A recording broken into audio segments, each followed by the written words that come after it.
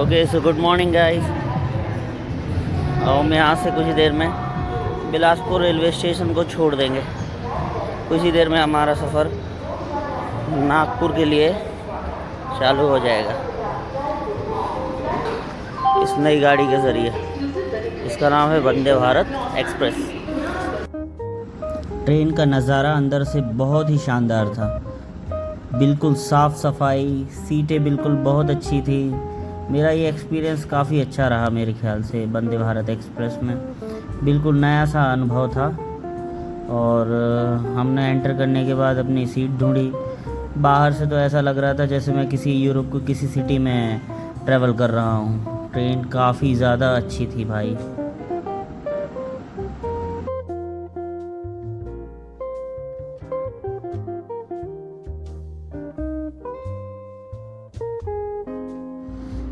Train चालू होने के थोड़ी ही देर में हमें एक एक पानी का बॉटल दिया गया विद ग्लास। अब ये तो नहीं कहूँगा पानी बहुत खूबसूरत और स्वादिष्ट था, मगर हाँ ये सर्विस बहुत अच्छी थी।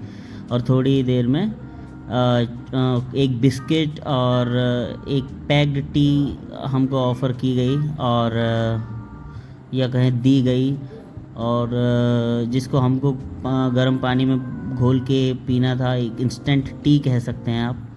बिस्किट भी काफ़ी अच्छे थे। एक सैनिटाइज़र भी दिया गया हमें साथ में छोटा सा।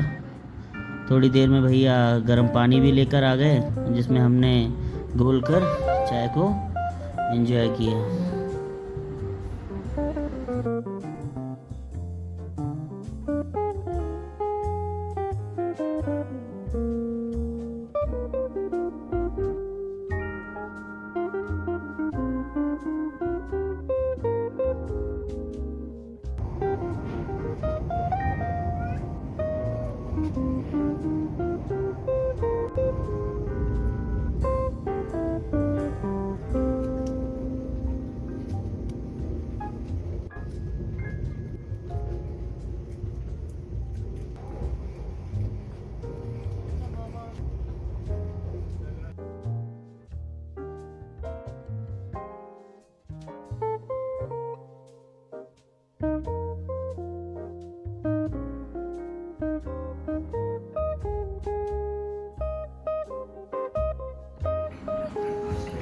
ट्रेन के अंदर बाथरूम का नज़ारा भी काफ़ी अच्छा था। काफ़ी ज़्यादा साफ़ सफाई थी अन्य ट्रेनों के मुकाबले।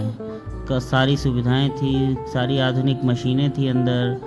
बिल्कुल सिंक साफ़ था और अंदर टिश्यू पेपर और बाकी सारी चीज़ें भी उपलब्ध थी। हैंड सैनिटाइज़र भी उपलब्ध था। हमारी चाय ख़त्म हुई ही थी और थोड़ी ही देर में हमारे पास नाश्ता भी आ गया। नाश्ता भी काफ़ी ज़्यादा अच्छा था। नाश्ते में हमें एक उपमा और कटलेट और 2 आलू बोंडे थे और एक इंस्टेंट टी इन्होंने फिर से दी थी। एक केक दिया था, एक एप्पल जूस भी था और ऑफ कोर्स सैनिटाइज़र भी था। और नाश्ता चाय ख़त्म करते करते हमने अपना पहला प्रॉफिट भी बुक कर लिया था जो लगभग 1350 रुपये था।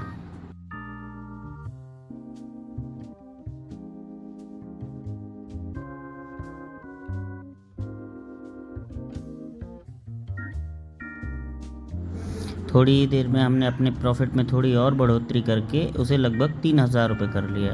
और फिर हम अंदर ट्रेन का थोड़ा सा नज़ारा देखने निकल गए। ट्रेन कैसी है और बाकी इसमें क्या उपलब्धताएं मौजूद हैं, क्या सुविधाएं मौजूद हैं। ट्रेन काफ़ी अच्छी थी ओवरऑल। गेट ऑटोमेटिक्स और बाकी सारी फैसिलिटीज़ भी अच्छी थी। ट्रेन का स्पीड भी काफ़ी ज़्यादा अच्छा था। हमें इन्होंने बिलासपुर से नागपुर लगभग 4-4.5 घंटे में इन्होंने हमें पहुंचा दिया था। 11:30-12 बजे तकरीबन हमको इन्होंने नागपुर पहुंचा दिया था। नागपुर पहुंचने के बाद हमारा प्रॉफिट थोड़ा और बढ़ गया था जो लगभग 4700 रुपये था।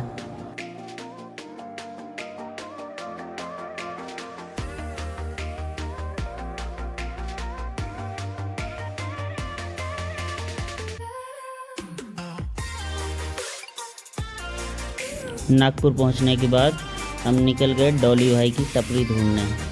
जो कि हमें थोड़ी ही देर बाद मिल भी गई। और डॉली भाई ने तो साफ मना कर दिया था हमारे से कोई वीडियो और बाकी चीज़ें बनाने का। बट हाँ, हम उनके यहाँ की 2 चाय ज़रूर पी कर आए।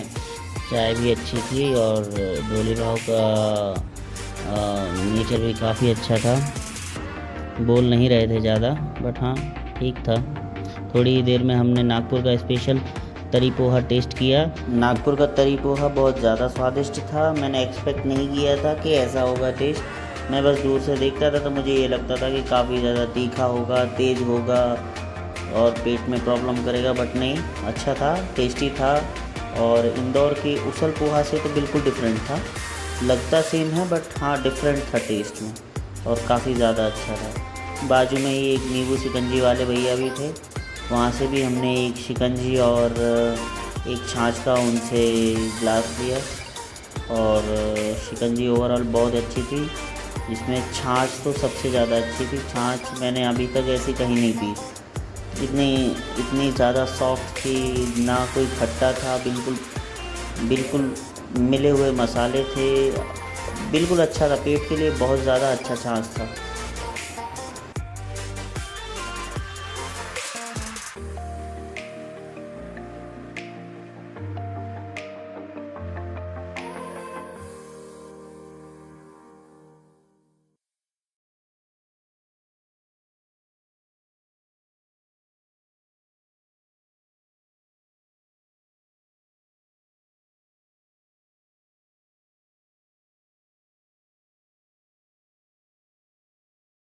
क्या है, नींबू पानी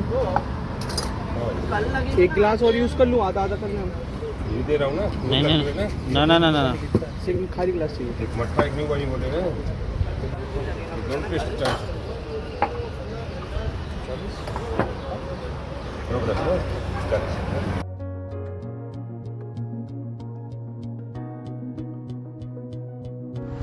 मट्ठा एंजॉय करने के बाद हम ऐसी कड़कड़ाती धूप में निकल गए अपने अगले पड़ाव पे।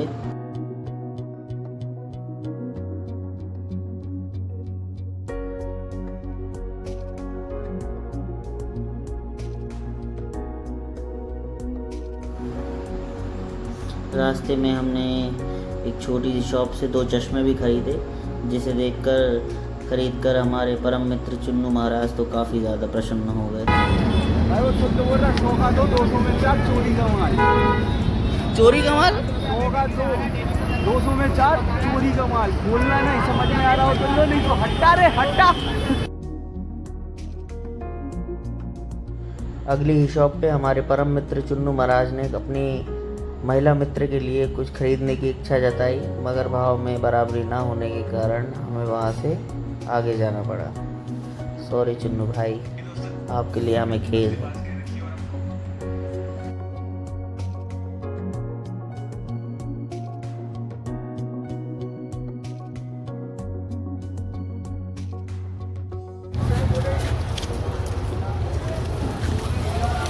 नवीन आला।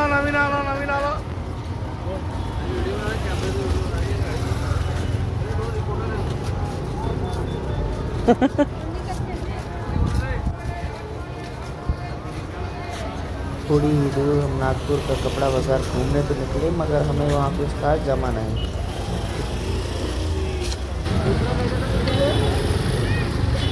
कितने रुपए प्लेट है दादा? वो पाव से कम नहीं आएगा? 30 रुपए का जाएगा, 20 रुपए का जाएगा। अब 20 का दे दो। 20 का आएगा, 20 का आएगा, 100 का। 20 का। अब कुछ खरीदा था नहीं बाजार से, इसलिए हमने जामुन ही खरीदा। 20 रुपए का 100 ग्राम भैया, 20 रुपए का 100 ग्राम कुछ तो है। और निकल गए हम अपने पेट की कुछ पूजा करने के लिए। पास ही हमने नज़दीकी एक भोजनालय पर कुछ खाना ऑर्डर किया।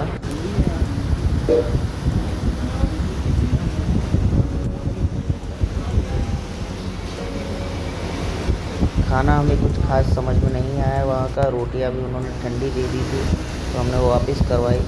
और जब खाना चालू किया तो चुन्नू ने देखा कि ग्रेवी में कुछ मांस के टुकड़े डले हुए हैं, तो हमने वो तुरंत ही वापस कर दिया, क्योंकि चुन्नू हमारे मांस नहीं खाते हैं, नॉनवेज नहीं खाते हैं, सिर्फ अंडा ही खाते हैं। इसी वजह से हम वहाँ से निकल गए, वहाँ का खाना हमें बिल्कुल नहीं जमा। मगर हमने एक चीज़ तलाश रखी थी जो कि मुझे पहले भी खाने का एक इच्छा था कि मैं वहाँ नागपुर जाऊँगा जब भी तो साहूजी चिकन या मटन ज़रूर खाऊँगा। और मैंने जब सर्च किया तो जगदीश भोजनालय जो है वो काफ़ी फेमस था वहाँ पे। तो हमने वहाँ पे ऑटो रिक्शा किया और पहुँच गए जगदीश भोजनालय। जगदीश भोजनालय का मैं पहले भी देख रखा था आशीष विद्यार्थी जी के ब्लॉग में। तो मेरा और भी मन था कि मैं वहाँ जाऊँगा जब भी तो नागपुर में जब भी जाऊँगा तो मैं जगदीश भोजनालय ज़रूर जाऊँगा।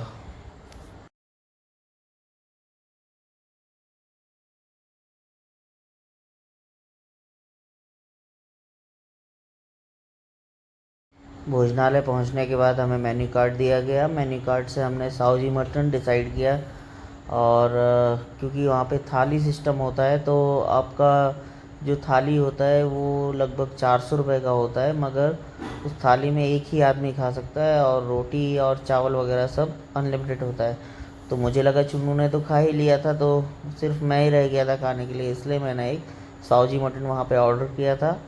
और मुझे चुन्नू ने बताया कि उसका पेट भी नहीं भरा है वहाँ पे, तो हमने फिर से जाके काउंटर पे एक अंडा करी का भी ऑर्डर लिया और चुन्नू के लिए भी हमने ऑर्डर कंप्लीट कर लिया। तो हमारा साहूजी मटन और चुन्नू का अंडा करी जो था वो ऑर्डर में था वहाँ पे। और मटन तो आप देख ही सकते हो कितना ज़्यादा लजीज लग रहा है। और मुझे तो बिल्कुल घर के याद आ गया था मटन का देख के, इतना प्यारा मटन बना था वहाँ पे।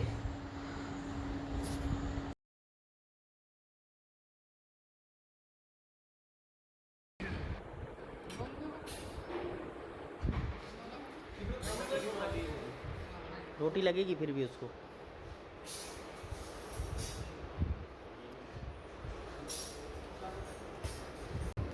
मटन काफ़ी ज़्यादा सॉफ्ट और स्वादिष्ट था। जब भी कोई नागपुर आए तो मैं उनको ज़रूर रिकमेंड करूँगा कि जगदीश भोजनालय आके अगर वो नॉन वेजिटेरियन हैं तो साहूजी मटन ज़रूर टेस्ट करें। यहाँ का साहूजी मटन बहुत ज़्यादा टेस्टी था, बहुत ज़्यादा टेस्टी था। और सर्विस भी इनकी बहुत ज़्यादा एक्सेलेंट थी।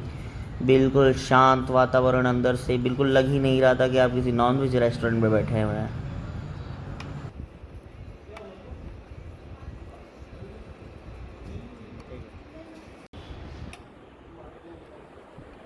फाइनली चुन्नू की अंडा करी भी आ चुकी थी और अंडा करी भी काफ़ी ज़्यादा अच्छी लग रही थी। मुझे तो देख के ही पानी आ रहा था, मगर मैं चुन्नू की अंडा करी शेयर नहीं कर सकता था क्योंकि मेरे पास मटन ही काफ़ी सारा था। बट हाँ, मुझे चुन्नू ने बताया कि अंडा करी काफ़ी ज़्यादा स्वादिष्ट थी। और हमने फिर अंडा करी और मटन एंजॉय करने के बाद, फिनिश करने के बाद हम वहाँ से निकल आए बाहर। आज हमारा खर्चा खाने पीने में और ट्रैवलिंग में लगभग 3,500 हुआ और हमने आज मार्केट से निकाला लगभग 4,500 रुपये, जो कि हमारे टोटल अमाउंट का 15% है। नागपुर आने का मेरा मेनली 3 रीज़न था। पहला रीज़न जिसमें मेरे को वंदे भारत जो एक्सप्रेस जो ट्रेन है उसका मेरे को एक्सपीरियंस लेना था। दूसरा यहाँ का नागपुर का तरी पोहा और साहूजी चिकन या मटन। और तीसरा जो था वो डोली की टपरी है या डोली की जो चाय है, मेरे को वो देखने जाना था। तो इनमें से डोली की जो टपरी है या डोली जो भाई हैं उनका एक्सपीरियंस मेरे को अच्छा नहीं लगा। वो हालांकि उनके एक अलग रीज़न्स हैं, उन्होंने मना किया है खुद से कि हमको वीडियो नहीं बनवाने का है या कुछ भी नहीं बनने का है।